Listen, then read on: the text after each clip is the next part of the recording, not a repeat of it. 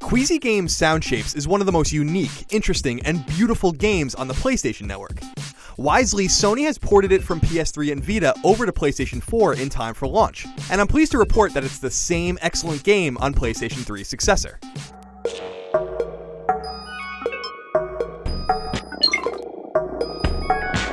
Sound Shapes is, at its core, a side-scrolling action game. But it's not a game that has enemies per se, nor is it exceptionally challenging. Sound Shapes is crafted to be a cerebral, thoughtful experience, one that hinges not only on its pretty graphics, but even more so on its astute sound design. The more thoroughly you play Sound Shapes, and the more of its many collectible tokens you acquire, the more robust any given stage's soundtrack becomes. It is quite simply a game that gives you more the more you put into it.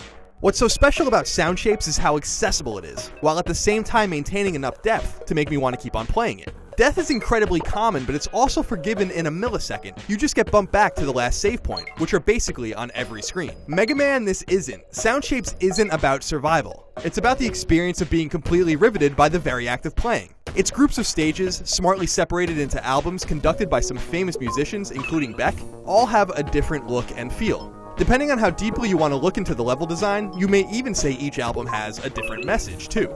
What's truly awesome is that if you buy or have ever bought one version of Sound Shapes, you have them all on PSN. It's a great deal, especially because no matter how awesome Sound Shapes is on PS4, it's actually most at home on PS Vita, what with its superb D-pad and all.